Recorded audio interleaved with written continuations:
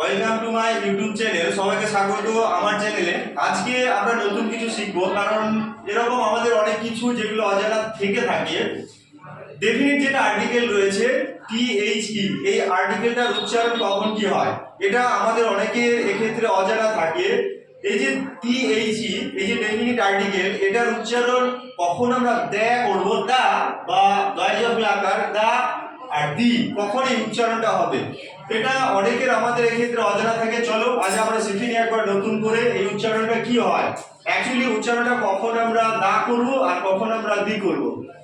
তো প্রথমে একবার আলোচনা করে নিই আর্টিকেল কি জিনিস।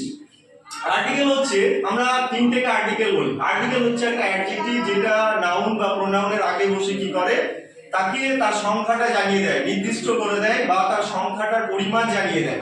তো আর্টিকেলকে আমরা সাধারণত দুভাগে ভাগ করতে পারি, একটা হচ্ছে ডেফিনিট আর্টিকেল আর একটা হচ্ছে ইনডেফিনিট আর্টিকেল। তো ডেফিনিট আর্টিকেল কোনটা? ডেফিনিট আর্টিকেল হচ্ছে এই টিএইচইডি, এর কাজ হচ্ছে কি নির্দিষ্ট করা, কোনো একটা বস্তু, কোনো একটা প্রাণী, তাকে নির্দিষ্ট করে দেওয়া। আর ইনডেফিনিট আর্টিকেল হচ্ছে দুটো, একটা হচ্ছে এ আর একটা হচ্ছে এন। আমরা এদের ব্যবহারগুলো জানি অলরেডি। এর ব্যবহার হচ্ছে যে আমরা সাধারণ যেটা নিয়ম, যে এর ব্যবহার হচ্ছে আমরা যখন কোনো কনসোনেন্ট দিয়ে ওয়ার্ড শুরু হয়, কোনো কনসোনেন্ট দিয়ে ওয়ার্ড শুরু হয়েছে, সেক্ষেত্রে আমরা তার আগে কি বসাই? এ বসাই। আর এগুলো সাধারণ নিয়ম আমরা শিখেছি। আর ভাওয়েল দিয়ে যদি কোনো ওয়ার্ড শুরু হয় তার আগে আমরা কি বসাই? এন। আর টিএইচই এটা কখন বসে? যখন কোনো একটা বস্তু বা কোনো একটা জিনিসকে নির্দিষ্ট করতে।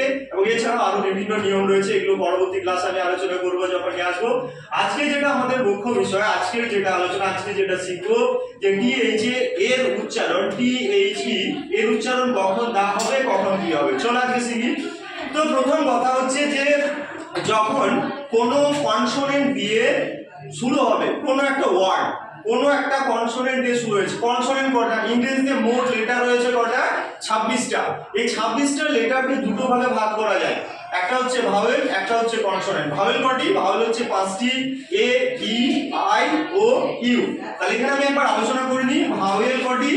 ভাওয়েল হচ্ছে 5টি, কি কি? এ ই আই ও আর একটা হচ্ছে ইউ। আর এখানে কনসোনেন্ট, কনসোনেন্ট হচ্ছে কনসোনেন্ট কনসোনেন্ট হচ্ছে কটি? 21, 21টি। এটা হচ্ছে 21টি আর এটি কটি? 5টি।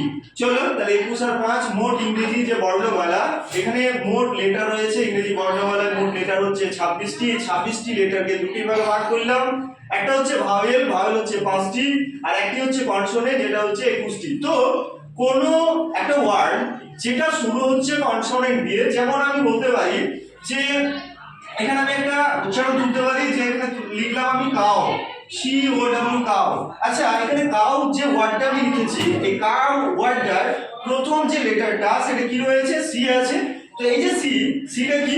সিটা হচ্ছে কনসোনেন্ট, মানে 21টা লেটারের মধ্যে। কারণ আমি জানি ভাওয়েল হচ্ছে 5টা, এ ই আই ও ইউ। এই 5টা লেটার বাদ দিয়ে বাকি 21টা হচ্ছে কনসোনেন্ট। সুতরাং সিটা হচ্ছে কনসোনেন্ট, তাহলে সি দিয়ে শুরু।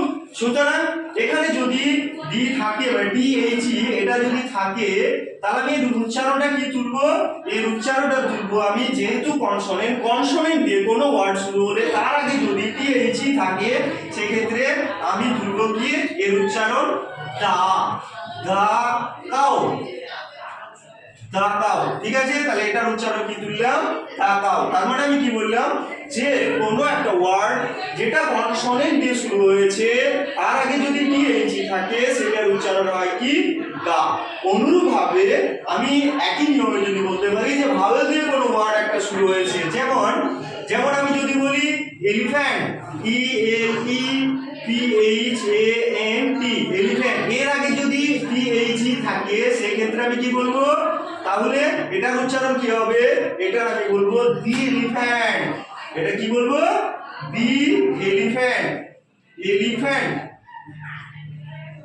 তাহলে আমি যেটা সোজা নিয়ম, প্লেন যেটা নিয়ম আমি শিখলাম, এক্ষেত্রে যে কনসোনেন্ট দিয়ে কোনো ওয়ার্ড শুরু হয়েছে তার আগে যদি টিএইচই থাকে, সেই উচ্চারণটা কি হয়ে যায়? দা হয়ে যায়। যেমন এটা আমি বললাম দা কাউ, কারণ কাউ এর যে সি লেটার এটা ছিল কি?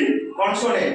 আবার এখানে ভাওয়েল দিয়ে শুরু হয়েছিল এলিফ্যান্ট, ই, এই ইটা ছিল ভাওয়েল, এই জন্য এর উচ্চারণটা কি হচ্ছে দি।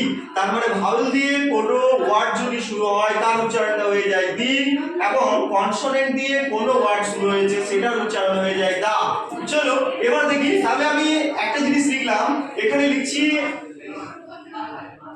Honest man, HONEST, honest man. এখানে আমি লিখলাম THE, তাহলে এটার উচ্চারণ কি করব? চলো এটার উচ্চারণ হচ্ছে, দেখো এখানে কিন্তু শুরু হয়েছে, এটা আমার কনসোনেন্ট এসটা, কিন্তু এখানে এর উচ্চারণটা কি আছে? এর উচ্চারণটা আছে অনেস্ট। অনেস্ট মানে কি স্বরবর্ণের মতো উচ্চারণ। তার মানে এর আগে আমার সাধারণত যেটা আর্টিকেল, ইনডেফিনিট আর্টিকেল মানে অনির্দিষ্টকারী, সেটা আমি এ না এন বসাই। এখানে আমি কি বসাই? এন বসাই। এ কখনোই বসে না, কারণ এর উচ্চারণটা আছে অনেস্ট।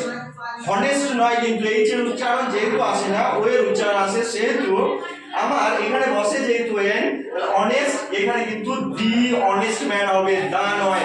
এইচ দিয়ে শুরু হয়েছে কনসোনেন্ট, তবুও কিন্তু এটা যেহেতু ভাওয়েলের উচ্চারণ আসে, স্বরবর্ণের উচ্চারণ, সেইগুলোর উচ্চারণটা হয়ে যায় কি দি অনেস্ট ম্যান। এরকম কিছু ব্যতিক্রম রয়েছে যেগুলোর ক্ষেত্রে সাধারণত এন বসে, যে ওয়ার্ডগুলোর আগে সেগুলোর ক্ষেত্রে দি উচ্চারণ হবে, আর যেগুলোর ক্ষেত্রে আমার এ বসে সাধারণত, অর্থাৎ কনসোনেন্টের ক্ষেত্রে সাধারণত সেগুলোর উচ্চারণ হবে দা। আজকে এ পর্যন্ত, আবার পরবর্তী ক্লাসের জন্য অপেক্ষা করো। সবাইকে আরেকবার বলবো, লাইক এবং সাবস্ক্রাইব করো। ধন্যবাদ।